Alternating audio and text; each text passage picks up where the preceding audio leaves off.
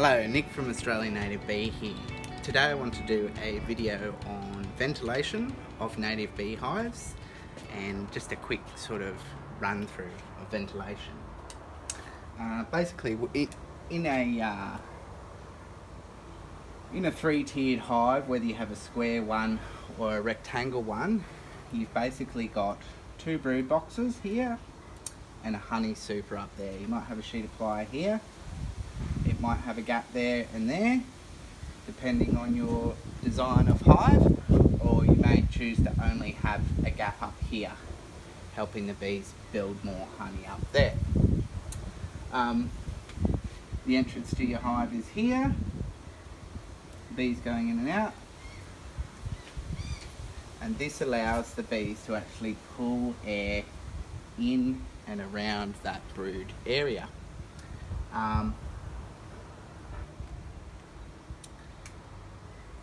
If the bees are able to pull their air in, you need an equal diameter hole for the bees to be able to push the air out. Otherwise it's going to be difficult. So the obvious place to put your vent hole is in the opposite corner, like this,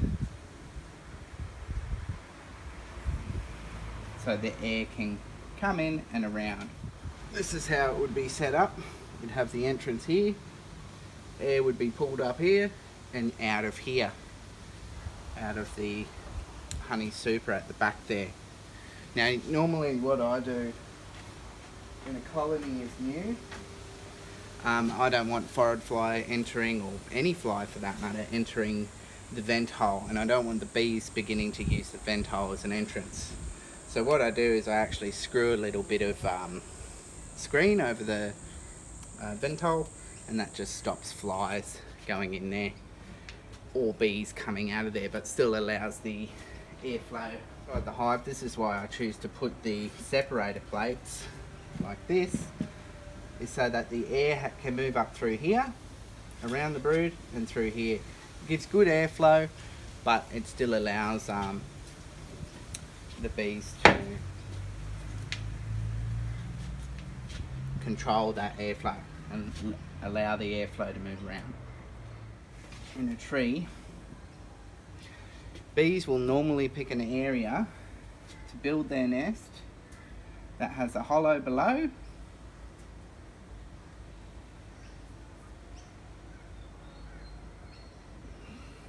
and a hollow above.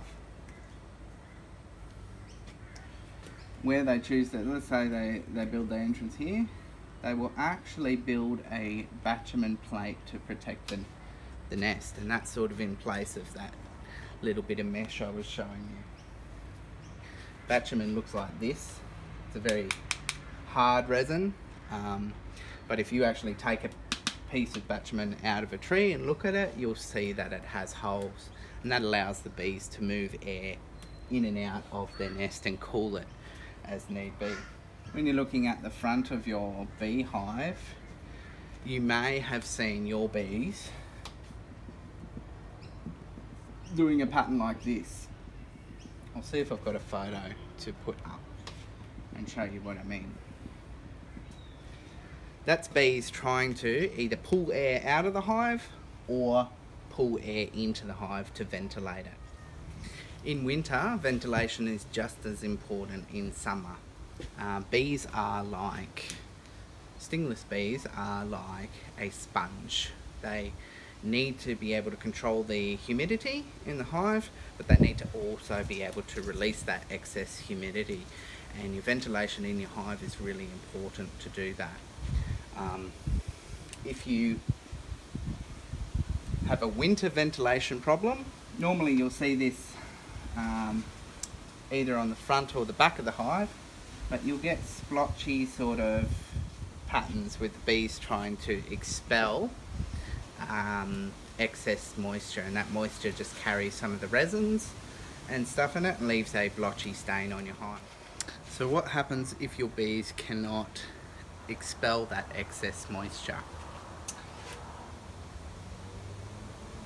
During the day, the moisture builds up in your hive and it turns into a vapor. The vapor covers everything, including your brood, all over the structure and starts to wet everything down. The bees get stressed, they're trying to push that moisture out of the hive and they can't. And at night time, the situation worsens. The moisture condenses within the box, forms into water droplets on the upper side of the box and runs down this side of the box, forming, in some cases, a pool of moisture at the bottom of the hive. Sometimes you'll see moisture coming out of the bottom of the hive. That's what's going on. Ways to prevent this are, if you've got a triple story hive, drill an extra vent hole in the middle box, drill an extra one in the top, remove anything that's around the entrance. If you've got a build-up of kadagi seeds, clear them out with a screwdriver or something. If you're doing an induction and you've got pipes or anything like that in your hive, rip those out of the hive, get rid of them, and that will help your bees get rid of that moisture. I drill a 12mm entrance hole on the slightly up angle, a 12mm vent hole.